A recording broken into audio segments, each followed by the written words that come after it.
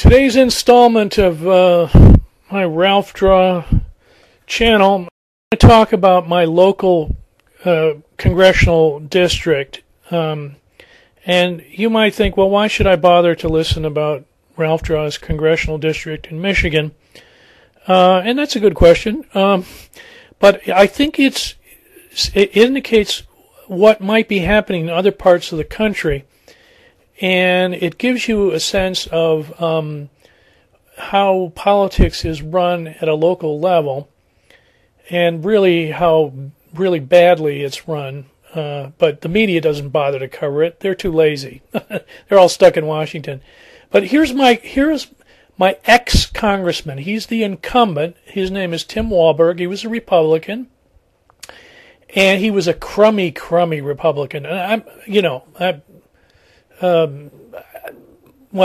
I'm partisan. I'm a liberal Democrat, but he was probably rated one of the worst congressmen in the House of Representatives. Okay, now he didn't commit any crime, but he's just as far right wing as you can get. Now, and he's only been in there this is his first term. And the other thing you should know about Tim Walberg is he's a professional career politician.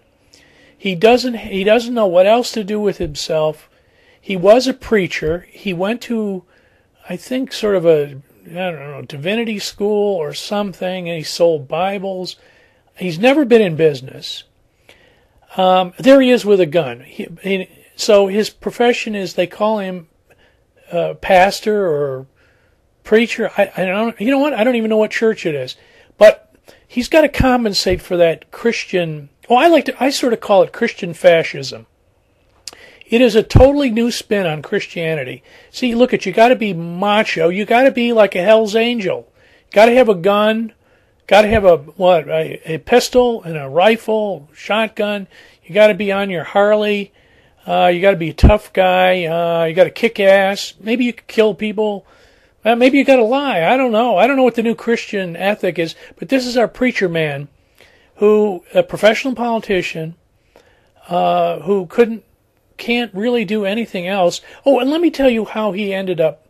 Yeah, here he is acting macho. He's doing his best to act tough and macho.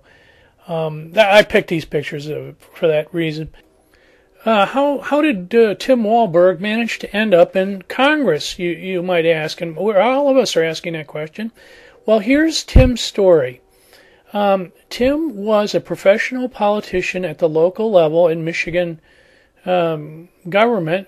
He was in the House of Representatives, in the Michigan House, and then in Michigan we passed the term limit bill, which means with the term limits where you could only serve in the House for 6 years and the Senate for 8 years. And oh my God, the professional politician, and a lot of them are Republicans. A lot of them are Republicans. They were completely blindsided by this, and Tim Walberg was one of them. He was term limited out. He was unemployed. He had no gig. So here's a bunch of the Michigan Republicans talking about education. By the way, the Republicans couldn't care less about education. They just assume people remain stupid and that the public schools just fall apart. And we have really no public education. That's another little sidelight. I don't want to talk about education. But Walberg is unemployed, and the congressional seat is open. The one Republican hangs it up. He's tired of being in Washington, and he's getting old, so he hangs it up, and so it's going to be replaced by another Republican because it's a safe Republican district, right? So the Republicans start coming into the district, and it's like a brawl. There were 6 Republicans running in the primary, knock down, drag out. People spent all kinds of money. I think some of them spent $1 million, $2 million, $3 million in the primary. Money is the key, and money was flying every which way in the Republican Party to see who could buy the Republican thing. Well, it turned out that they all shot at each other, and actually a pretty decent guy emerged. After all the money had settled and the dust had settled, we had a Republican, but he was a decent fellow. Well, he wasn't wacko. He was a decent fellow. He's a decent fellow. He's a doctor. His name was Dr. Joe Schwartz. But, oh gosh, I'm going long into here. Schwartz, they didn't like Schwartz, the conservatives. And this is the Club for Growth.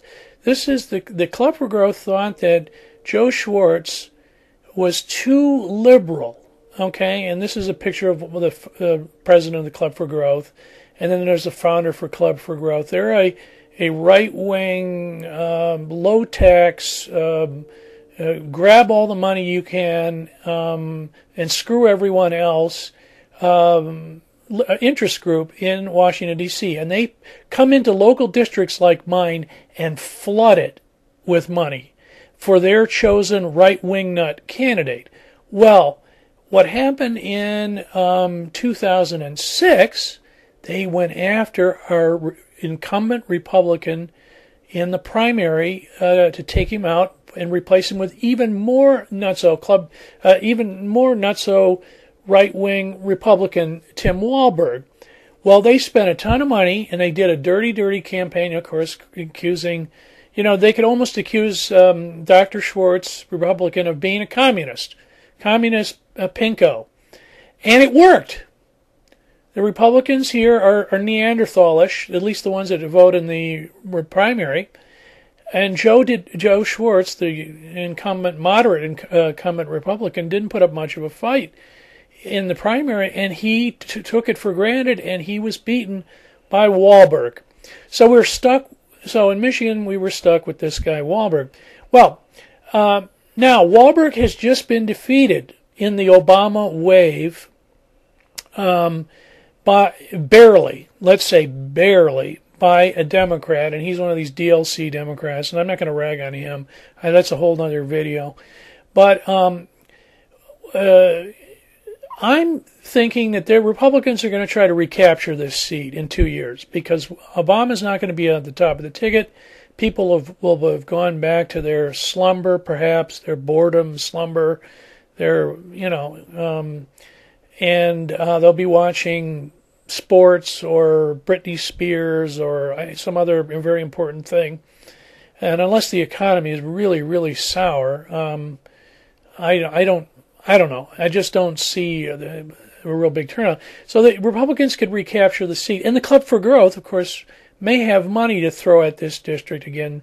$2 million, $1 million, $2 million, $3 million. I don't know however much money the Club for Growth will spend and invest in this. And Tim Walberg, our ex-senator or ex-representative, is unemployed. He's got nothing better to do. Dust him off. Pull him out. Pull him out of the closet, or take him off the shelf and stick him out there. And the Republicans got a candidate, and that's the way they work. It's democracy. And that's the Republican Party, based on money, or the party built on money.